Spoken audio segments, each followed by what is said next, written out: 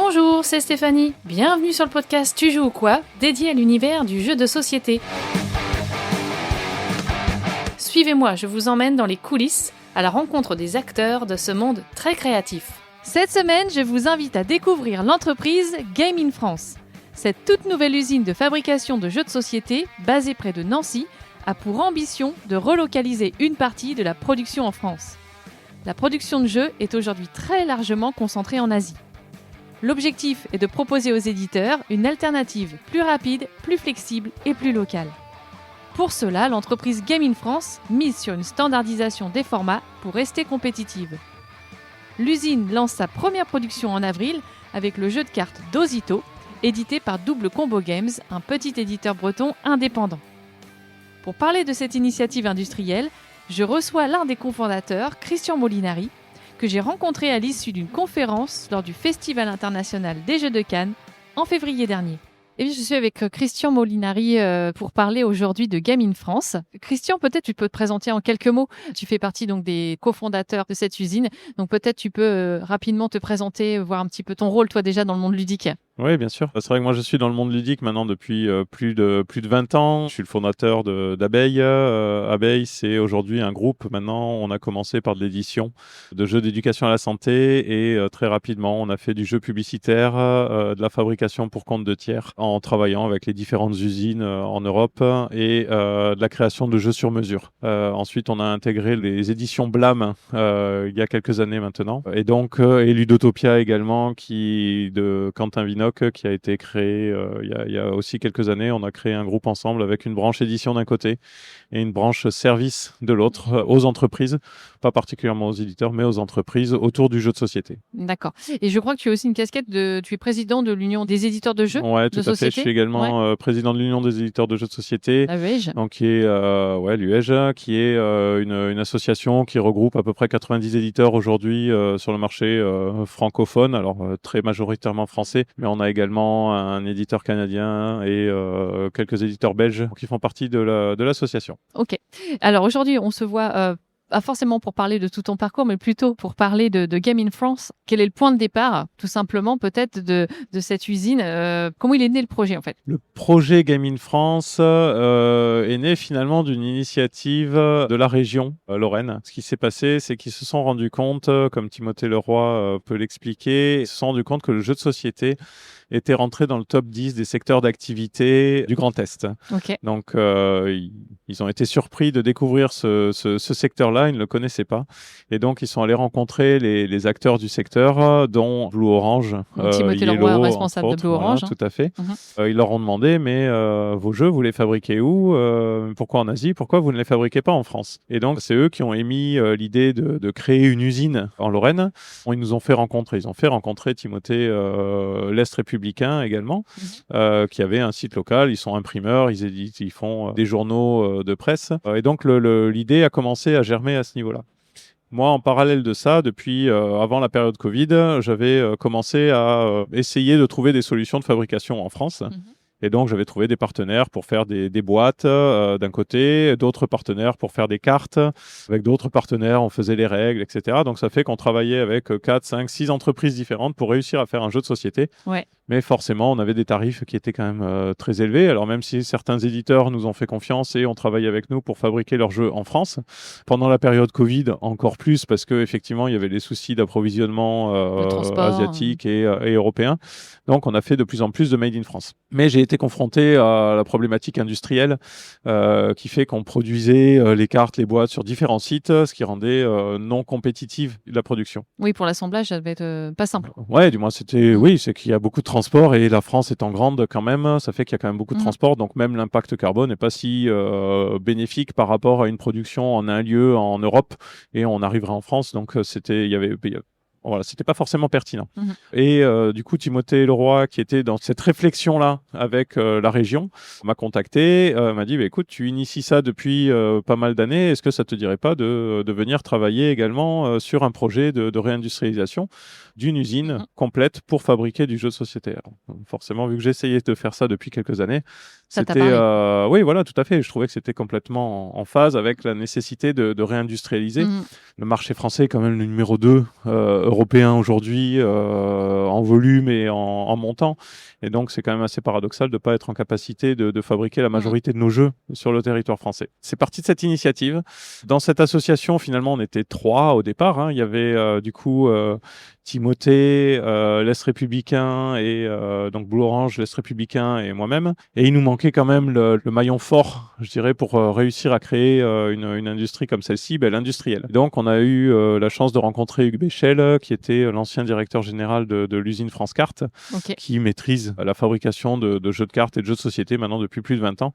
Et du coup, qui a rejoint cette volonté de créer une usine. On n'était encore que dans l'idéation du projet. Mmh. Et là-dessus, on s'est dit, bon ben voilà, à nous 4, on a moyen de regarder la faisabilité avant même de se lancer là-dedans. Est-ce que c'est réaliste? Est-ce que c'est réalisable de fabriquer une usine en France pour avoir des prix compétitifs? Parce qu'on savait très bien créer une usine sans être compétitif, aucun intérêt. Tout à fait. Et donc là, cette idée qui a émergé, c'était il y a à peu près combien de temps? L'idée, maintenant, ça fait plus de 2 ans, je dirais Ouais. même 3 ans. L'idée a commencé à germer et on a réellement commencé à travailler dessus tous les 4 il y a 2 ans maintenant. OK. Donc il a fallu aussi un peu auditer, faire un audit justement auprès d'autres éditeurs, voir s'ils étaient prêts à suivre, à travailler avec vous? Dans un premier temps, l'interrogation était industrielle, hein, encore une fois. Il ne s'agissait pas d'aller voir les éditeurs en leur disant ouais, on est prêt à faire une usine, est-ce que vous nous suivez?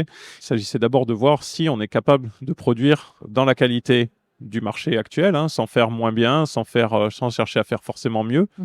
mais dans les qualités du marché et surtout à des prix qui soient ceux du marché. Le premier objectif était celui-ci. Mmh. Donc, contacter des fabricants de machines pour vérifier si, avec tout le processus industriel qu'on était en capacité de mettre en place, c'était réalisable. Ouais. Ensuite, on a étudié le marché du jeu de société, les types de jeux qui sortaient. Alors, on remonte à ça il y a 2-3 ans, donc il a fortement évolué quand même. Mais effectivement, des petits jeux, des petits prix.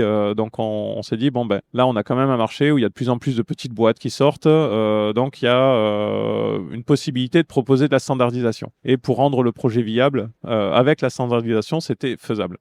Et à partir de ce moment-là, c'est vrai qu'on a approché les éditeurs pour leur demander, on est en train de travailler sur ce projet. Si on crée une usine, est-ce que vous nous suivez? Vous nous suivez? Est-ce que vous êtes prêts à nous confier des productions? Quels sont les volumes de production que vous serez prêts à nous confier à partir du moment où, bien sûr, la qualité est au rendez-vous et le prix est au rendez-vous également? Et ce qui nous a permis de commencer à construire un business plan et ensuite de faire de la levée de fonds. Et dans la levée de fonds, on a également contacté certains éditeurs pour nous accompagner dans ce développement. Alors vous l'avez dit en conférence tout à l'heure, mais donc vous avez eu finalement des partenariats investisseurs publics importants qui vous ont vraiment permis de pouvoir lancer le projet. Il y a eu un vrai soutien politique et effectivement de l'État et de la région. Oui, il y a un vrai soutien politique de l'État et de la région. Le projet global, c'est 5,5 millions d'investissements. L'État soutient le projet à hauteur de 1,4 million, dont 400 000 euros d'avance remboursable. Donc, c'est une subvention d'1 million d'euros. Donc, c'est un peu moins d'un cinquième du projet. C'est pas anodin. Et ensuite, la levée de fonds qui se fait également à hauteur d'1,5 million. Et ensuite, le reste, c'est de l'emprunt bancaire. D'accord. Et donc, il y a quelques éditeurs, investisseurs au départ. Oui, tout à fait. OK. Et vous avez réussi à avoir à peu près combien d'éditeurs? On a un peu moins une quinzaine d'éditeurs, un peu moins de 15 éditeurs qui participent sur la levée de fonds. Tout le monde est à peu près au même niveau d'investissement parce qu'on voulait pas créer de distorsion, alors à part les 4 cofondateurs initiaux, bien sûr. Et donc, c'est fait à peu près une quinzaine d'investisseurs qui ont décidé de suivre cette aventure. C'est pas rien? Non, c'est pas rien. Alors, il y a ceux quoi. qui ont investi, mais il y a aussi ceux qui qui nous ont dit vouloir travailler avec nous et espérer que ce projet puisse aboutir. Donc, non, c'est une vraie... Jusqu'à présent, il y a une grande fierté de réussir à en arriver là, de voir cette usine réellement maintenant sortir de terre, entre guillemets, pour permettre aux éditeurs de fabriquer local. Il y a vraiment eu un sentiment que tout le monde voulait que ça marche, que ça se construise réellement, quoi. Ouais, on peut voir quand on discute avec les éditeurs, il y a vraiment cette volonté si on arrive à produire local, bien sûr, on veut le faire, mais il faut que ce soit qualitatif et il faut que ce soit dans des prix qui soient acceptables. On ne peut pas le faire séparément. C'est-à-dire que même si on a une super qualité, si les prix ne sont pas au rendez-vous, personne ne viendra. Donc il y a vraiment ce challenge de réussir à combiner les deux pour que les éditeurs nous suivent. La volonté, elle est là. Maintenant, il va falloir concrétiser et voir si effectivement on atteint nos objectifs de prix que les éditeurs recherchent. Alors justement, quelle va être la production? Quelles sont les machines qui ont été achetées et qu'est-ce que vous allez proposer en fait comme service dans Alors, l'usine? les machines qui ont été achetées, on a acheté une machine à cartes pour faire des cartes. Pour faire des cartes, il faut de l'impression. L'impression, on ne le fait pas en interne parce que pour acheter des machines d'impression, c'est des volumes colossaux Ok. qu'une simple usine de fabrication de jeux de société, quand elle débarque, ne peut pas se permettre d'avoir parce que ce sont des investissements à plus d'1 million d'euros juste pour l'impression. Donc ça, c'est quelque chose qu'on sous-traite avec des partenaires d'impression qui sont à proximité, hein, qui sont à moins de 150 km de l'usine. D'accord. Et qui ont l'habitude d'imprimer des jeux de cartes, du moins des feuilles de cartes. Les jeux ne sont pas encore constitués, mais des feuilles de cartes, Mhm. parce que c'était des imprimeurs partenaires de France Cartes à l'époque, donc ils connaissent ce métier-là D'accord. et ses contraintes. Donc on a une machine à cartes qui nous permet de faire, pour entrer un petit peu dans le technique, qui nous permet de faire de la découpe en fond perdu. Donc on n'est pas obligé d'avoir de bord blanc comme souvent on peut voir sur les cartes. Donc ça, c'est une contrainte qui est souvent industrielle, Ouais. qui n'est pas juste là pour faire joli entre guillemets. Donc on sera en fond perdu systématiquement, et ce qui nous permet également d'avoir même des formes de cartes qui peuvent être originales. Alors bon, bien sûr, les cartes rondes, on peut les faire, les cartes rectangulaires, carrées, mais on pourrait imaginer des cartes triangulaires qui peuvent également être réalisées. C'est une machine D'accord. qui est quand même assez flexible là-dessus. Ensuite, on va avoir une machine pour faire des boîtes, donc couvercle et fond de boîte. Une machine également pour faire des punchboards et plateaux. C'est le même procédé D'accord. qui va arriver là au courant du mois de mars. Ok. Donc en fait, j'entendais, il y a quand même des formats qui seront privilégiés. Ouais, tout Hein. à fait. Alors pour que le modèle économique soit viable, on a décidé de proposer des standards. Donc on va avoir, pour commencer, 3 standards existants. Il y en a un 4e qui reste encore à définir, qui est en discussion avec différents éditeurs. Parce que là aussi, il ne s'agit pas de répondre à un besoin d'un éditeur, il s'agit de répondre à tous les éditeurs et d'essayer de mettre tout le monde d'accord sur un format qui pourrait correspondre à un maximum d'éditeurs. Donc on a un format qui correspond à Sea Salt and Paper, par exemple, en termes de petit format. Ensuite, on va avoir un format plutôt comme Trio ou Carte Aventura, donc carré, un format quoi. carré, ouais, tout à fait, et un format un peu plus classique où on peut mettre 2 jeux de cartes côte à côte, correspond plutôt au format Mojo ou Splito, par exemple. Et ensuite, on aura un format un peu plus grand encore qui reste à définir avec les éditeurs partenaires. Ok.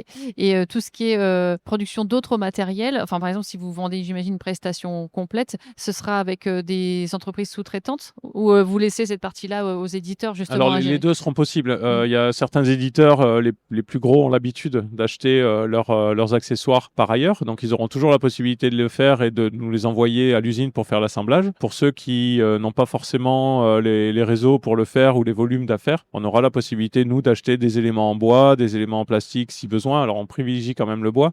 Nos fournisseurs sont plutôt en Allemagne. Par contre, l'assemblage, ça, vous le proposez en fait aussi. Oui, l'assemblage, oui, bien sûr. Ouais. C'est-à-dire que nous, l'objectif, c'est vraiment de livrer un jeu finalisé au client. L'assemblage se fait dans l'usine. On va travailler avec un ESAT qui mettra les personnes en situation de handicap à disposition dans l'usine pour faire les assemblages. Donc, il y a vraiment une volonté de pouvoir offrir un jeu complet à l'éditeur. Et l'usine est donc basée, elle est basée où? Nancy, c'est ça? Elle est basée à côté de Nancy, à Houdeman. Ouais. À côté de Nancy. Et là, le nombre d'employés, vous allez travailler, alors je pense que ça va être progressif, bien sûr. Vous démarrez comment là? Alors aujourd'hui, on a 5 personnes qui travaillent dans l'usine. D'ici la fin de l'année, on sera monté à une dizaine de personnes et d'ici fin 2027, on devrait avoir doublé, donc on sera plutôt aux alentours des 15-20 personnes. D'accord. Beaucoup de techniciens, forcément. Ouais, tout à fait. Donc là aussi, pour commencer, on s'est entouré de professionnels du jeu de société. C'est-à-dire qu'on est allé embaucher des gens qui ont l'habitude de travailler sur ce type de machine, qui ont l'habitude de faire du jeu de société, qui connaissent les contraintes du jeu de société, qu'on assimile souvent, je dirais, un petit peu au luxe finalement, parce qu'on se dit qu'un jeu, c'est facile, mais en fait non, c'est extrêmement complexe et c'est extrêmement exigeant. Et donc pour pouvoir fabriquer un jeu de cartes sur lesquels tous les dos de cartes seront identiques, pour qu'on puisse pas reconnaître une carte par rapport à une autre, pour que l'impression des rectos et des versos soit vraiment bien cadrée. Donc c'est toutes ces petites spécificités qui, quand vous recevez dans les jeux, vous dites ah bah ouais, c'est propre. Si au départ c'est pas bien fait, c'est pas propre. Oui, donc, qu'il n'y ait pas de décalage, voilà, les éléments centrés. Exactement. Enfin, ouais, c'est hyper précis, quoi. Et donc il faut avoir des gens qui ont l'habitude de ce métier, qui connaissent ce métier, qui connaissent l'exigence de ce métier. Et c'est ce qu'on a voulu faire avec l'usine et c'est ce qu'on a réussi à faire avec l'usine en ayant des gens qui sont vraiment du métier, qui connaissent le métier, qui connaissent cette exigence-là. Il y a déjà eu des temps de formation. Vous en êtes où un petit peu sur le processus? Oui, alors là, on a reçu les premières machines. Donc, comme je disais, on a reçu la machine pour les cartes, les machines pour les boîtes. La machine à punch va arriver au courant mars. Donc là, les formations ont déjà été réalisées sur les machines de cartes. Sur les machines de boîtes, je crois que c'est prévu courant février, si c'est pas déjà fait. Les dernières formations se feront courant mars. Donc, ce qui fait que l'usine pourra commencer à lancer ses premières productions début avril. Et donc la capacité de production, ça va être quoi en fait? L'objectif, c'est pour l'instant de tourner. Alors, on parle d'un shift. Alors, un shift, ça veut dire 8 heures par jour avec des personnes qui sont sur la production pendant 8 heures. On aura la possibilité de monter en cadence. Si le carnet de commandes le nécessite, on pourra monter à 2 shifts. Ça veut dire qu'on commence à faire les 2-8 avec des équipes qui se succèdent. Le volume de production recherché est d'à peu près 1,6 million de boîtes pour commencer sur la première année. Alors quand on parle de la première année, on va pas parler fin 2026, on va plutôt parler coulant à partir du démarrage. Donc c'est à peu près 1,6 million de boîtes pour pouvoir commencer. Je dirais que l'objectif, c'est d'arriver à terme à un peu plus de 3 millions de boîtes. Et c'est à partir de là qu'on va pouvoir commencer à passer en 2 shifts et investir sur de nouvelles machines. Donc par exemple, pour un éditeur qui ferait un print de 1000 exemplaires sur une boîte standard, on serait sur des délais de combien de temps de production? C'est estimé à combien? Notre objectif, c'est de pouvoir fabriquer les jeux en 4 à 5 semaines. Donc ce qui aujourd'hui paraît court. Quand j'ai commencé, moi, mon activité dans le jeu de société, les délais en Europe étaient de 6 à 7 semaines. Aujourd'hui, on en est presque bien loin, je dirais. On est plutôt sur des délais à 8-9, j'ai l'impression, en Europe, selon les productions. Nous, ce serait de revenir sur ces délais-là de 4 à 5 semaines, sachant que les vitesses de production de cartes à jouer, par exemple, un petit deck de cartes, la machine, elle produit un deck, elle produit 1300 decks, 1500 decks en 1 heure. D'accord. Donc, 1000 jeux à fabriquer. En soi, juste la découpe prend moins d'1 heure sur une machine pour les cartes. Pour les boîtes, c'est 1300 boîtes à peu près par heure. Donc là aussi, en soi, on se dit, en 1 heure, le jeu, il est fait. Alors bien sûr, avant de pouvoir le mettre en forme, il y a l'impression, il y a la vérification des fichiers, l'impression, les BAT, réglage machine. Alors là aussi, c'est là-dessus qu'on sera gagnant en ayant nos standards. C'est qu'une fois que la machine sera calée sur le standard et que sur toute la semaine de production, on ne fait que ce format-là, c'est ce qui nous permet justement d'être compétitif et de trouver la compétitivité en linéarisant nos frais sur les différents éditeurs qui passeront commande. Oui, c'est ça, de pouvoir aussi effectivement mettre à la chaîne finalement plusieurs boîtes, plusieurs jeux de différents éditeurs, tout à fait. Qui se suivent. Telle taille de boîte, c'est tout le même mois, c'est la même taille de boîte par exemple. Ouais, la machine de boîte, il nous faut à peu près 2 heures de calage, ce qui est déjà beaucoup moins que de ce qui existe aujourd'hui sur le marché, qui sont plutôt sur des délais de 8 heures. Et la machine à cartes, c'est même une demi-heure. Donc l'objectif, c'est de limiter au maximum les changements de réglage sur les boîtes et plutôt de faire des changements de réglage sur les cartes. Alors bien évidemment, souvent les cartes, ce qui est plutôt normal, vous pouvez avoir un jeu, alors si on prend Trio par exemple ou Carte Aventura, les formes des boîtes sont les mêmes, mais les cartes à l'intérieur n'ont pas le même format, n'ont pas le même nombre également. Et donc, on a cette flexibilité-là sur les machines de cartes qui ne nécessitent que 30 minutes pour être bien calées. Et là aussi, une fois qu'on a le format, elle se cale très rapidement. Comment vous allez rester effectivement compétitif? C'est sur ce modèle de standardisation? Ouais, c'est vraiment ça, pour nous, la clé du succès, elle se fait sur la standardisation.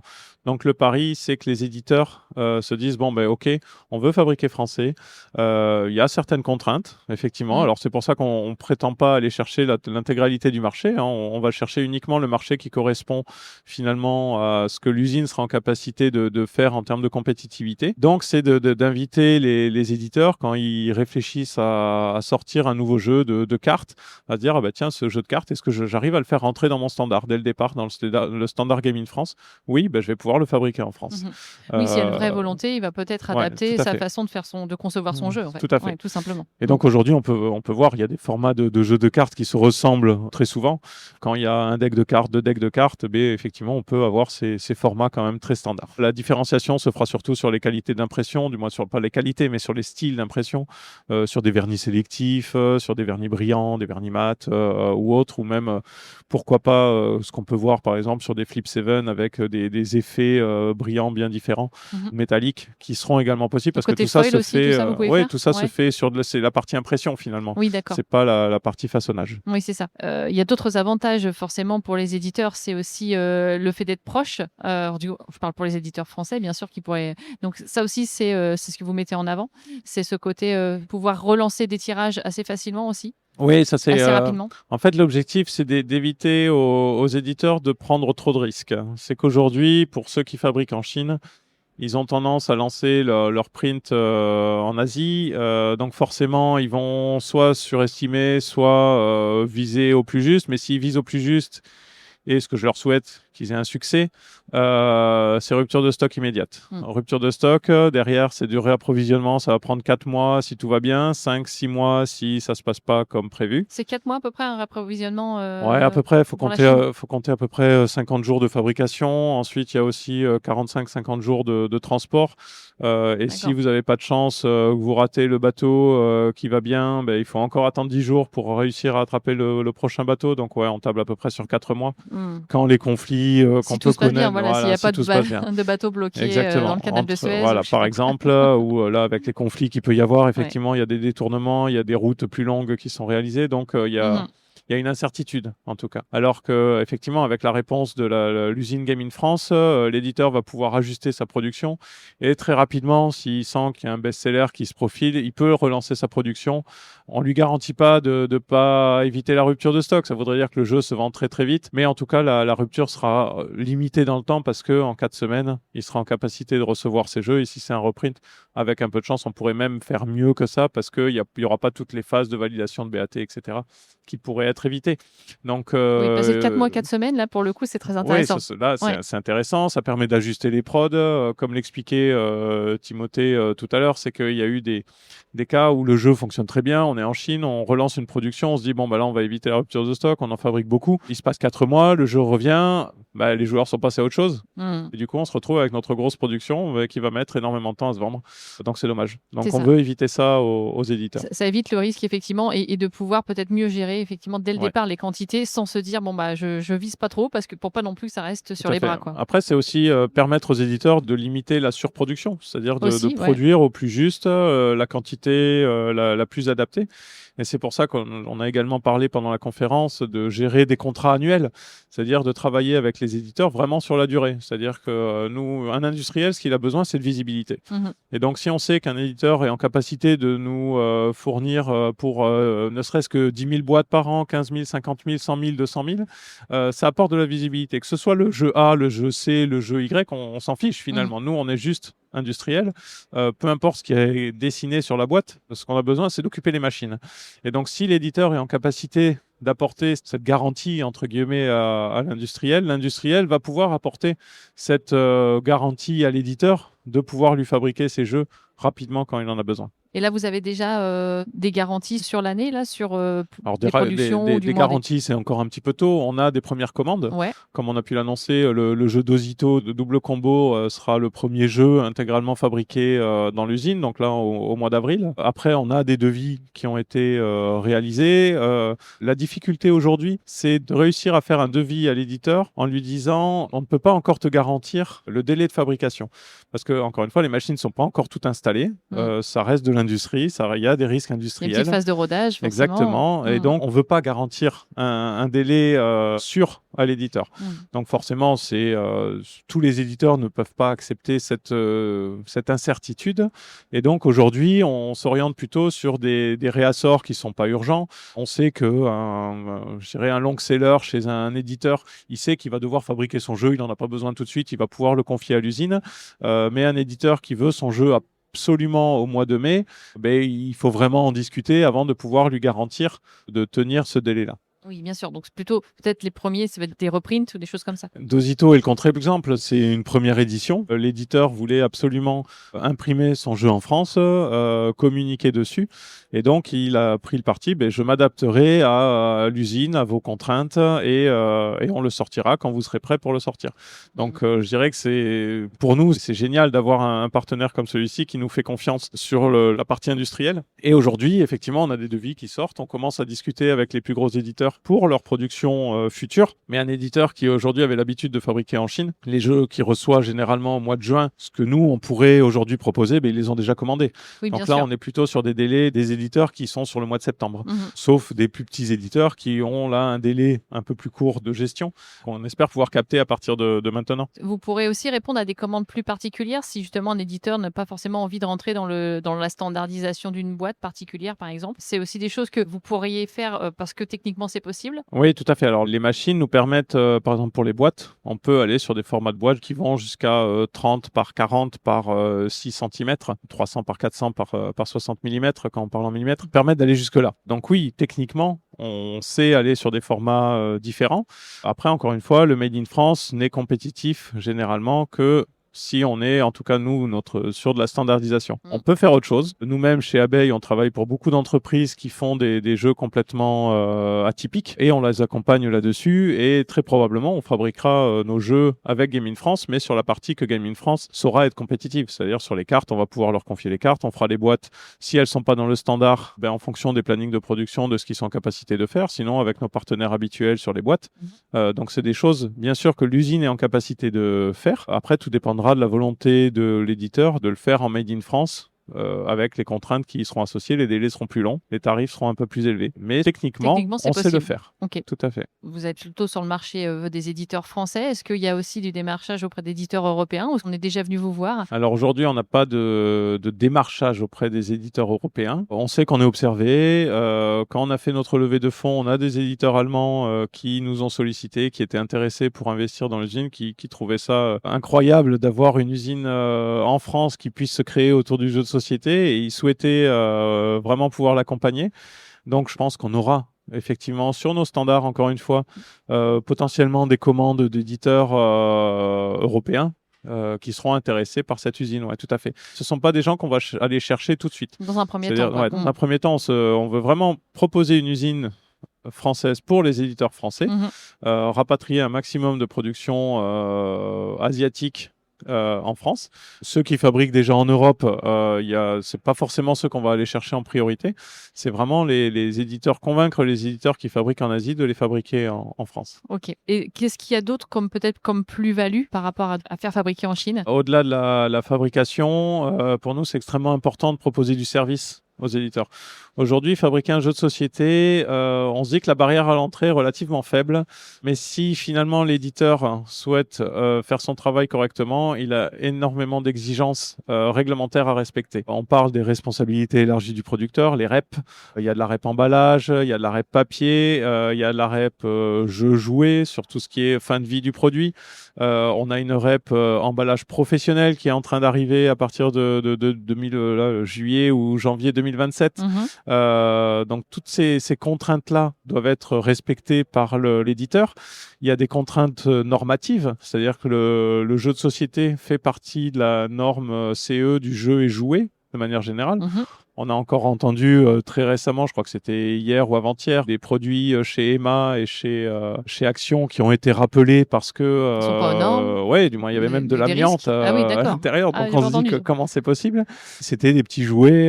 Donc, il y a quand même une réglementation à respecter pour les éditeurs qui mettent des jeux sur le marché. Et le jeu de société n'y est pas exemple. Donc, en service aux éditeurs, ce qu'on a prévu, c'est d'avoir déjà un outil qui leur permette de chiffrer leurs produits de manière très rapide. Aujourd'hui, vous demandez un devis de fabrication en Europe.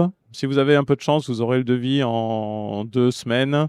Si vous n'avez pas de chance, ça peut prendre plus d'1 mois. Okay. Nous, l'objectif, c'est qu'avec la standardisation, vous accédez à votre espace personnel. On vous ouvre un accès pour votre espace personnel. Vous avez le devis instantanément, je dirais. Vous choisissez les caractéristiques et vous avez votre tarif. D'accord. Et ensuite, vous avez un espace client qui permet d'avoir la liste de vos devis, la liste de vos commandes, la transmission des BAT également. Il y aura un outil de contrôle des fichiers automatique réalisé par l'intelligence artificielle avec d'outils d'intelligence artificielle qu'on est en train de développer avec des partenaires qui permettent de contrôler immédiatement les fichiers, de permettre à l'éditeur de les corriger, là aussi pour perdre le moins de temps possible, parce qu'on voit bien qu'entre le moment où on reçoit les fichiers, que le fabricant fasse les BAT, ah ben non, attention, là, ça respecte pas tel critère, il faut que tu modifies les fichiers. On peut perdre facilement 1, 2, 3 semaines. Ouais. Donc là-dessus, on va gagner ce temps là aussi de contrôle des fichiers. Ensuite, il y aura les BAT, des BAT qu'on pourra valider en ligne directement. Et ensuite, avec son temps de production qui sera affiché, avec la semaine de fin de production qui sera Donc disponible. une visibilité, quoi. Ça Une donne une bonne visibilité, tout à visibilité. fait.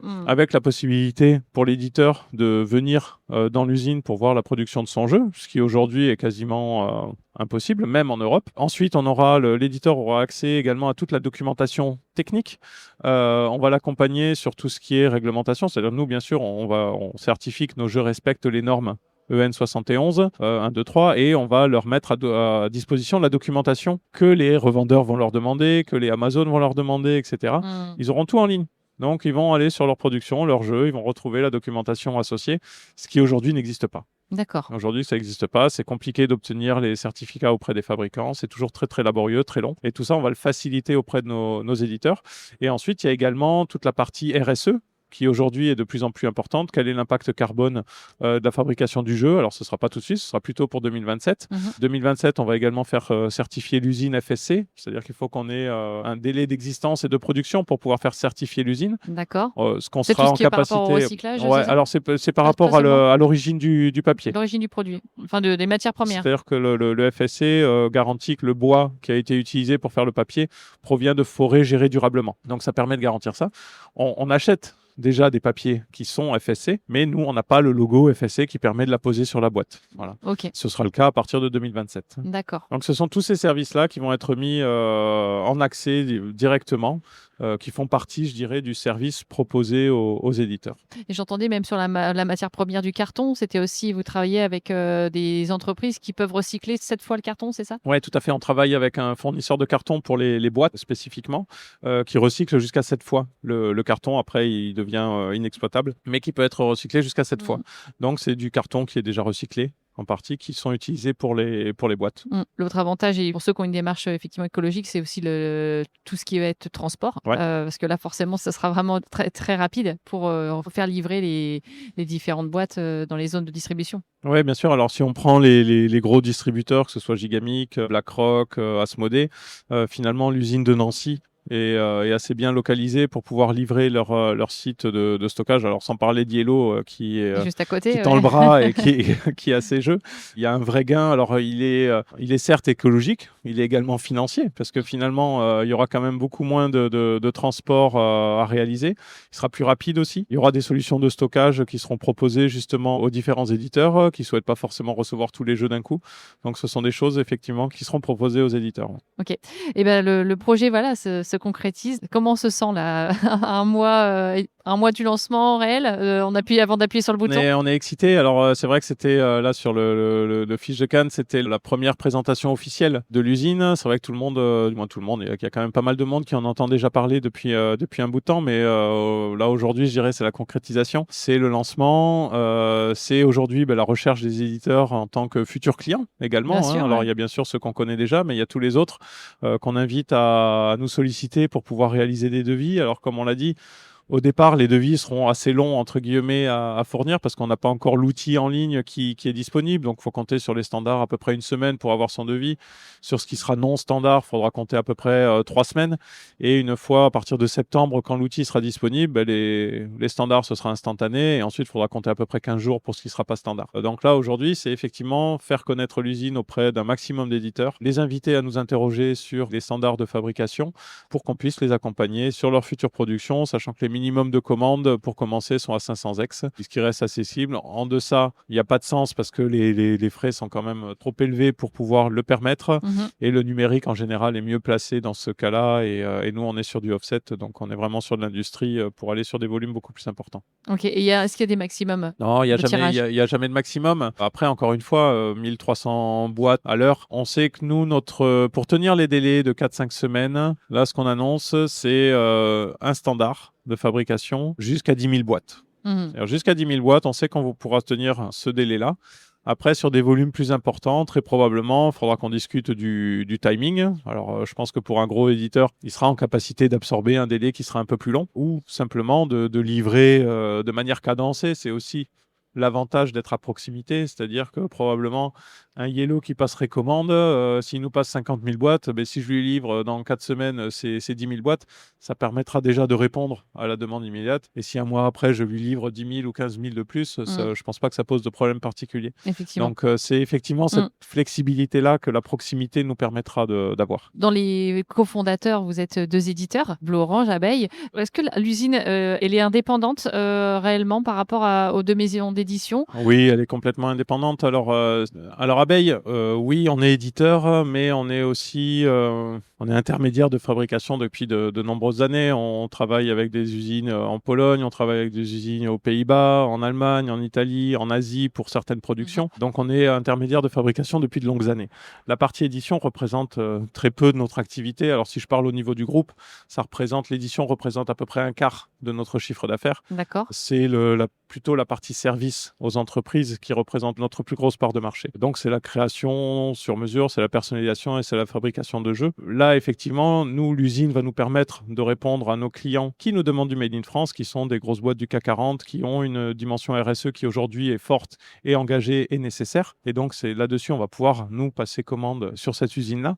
Mais on sera un client comme les autres. C'est-à-dire, comme on a pu l'expliquer, les éditeurs qui sont dans le capital de l'usine Game in France n'ont aucun avantage par rapport aux autres. Et c'était une garantie que nous ont demandé également les autres investisseurs qui ne sont pas éditeurs et qui ont quand même une part importante dans le capital pour s'assurer qu'il n'y ait pas d'éditeurs privilégiés. D'accord, ouais. Et dans notre rapport d'activité qui doivent leur être transmis, il y a justement cette quote-part de part du chiffre d'affaires réalisé par les éditeurs actionnaires versus part du chiffre d'affaires réalisé par les éditeurs non actionnaires.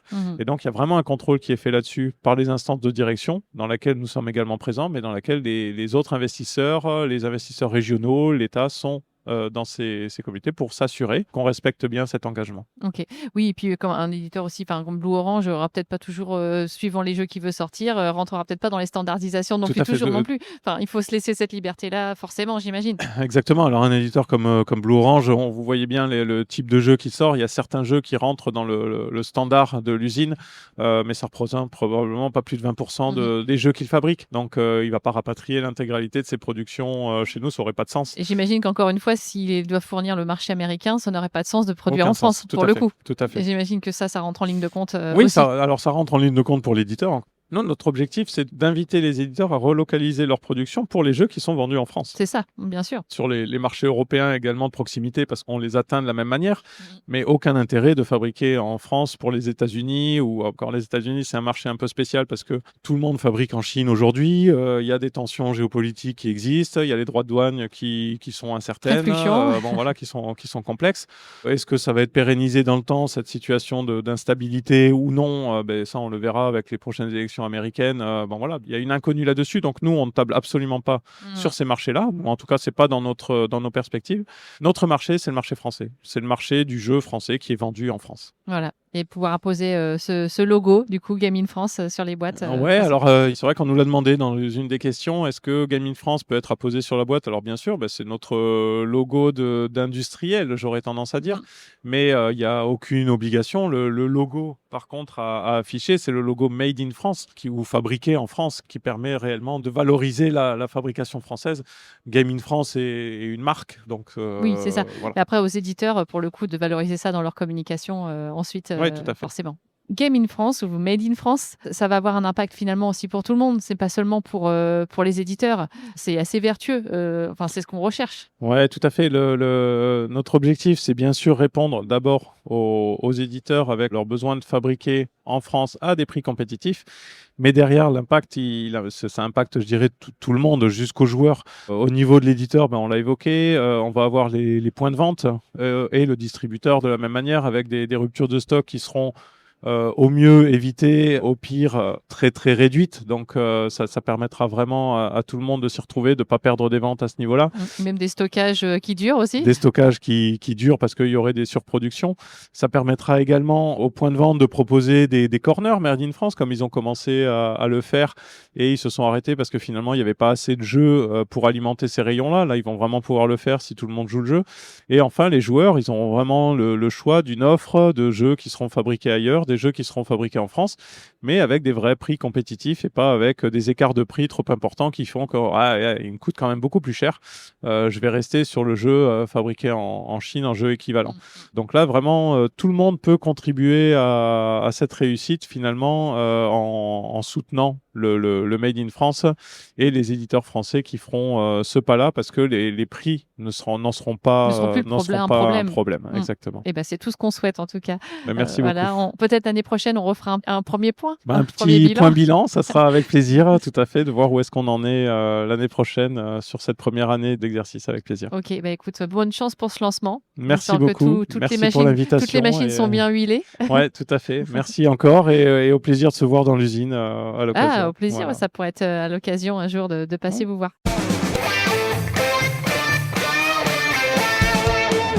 Si tu étais un mode de jeu, par exemple, lequel serais-tu ? Est-ce que tu serais du compétitif, du coopératif, du semi-coop, du solo ?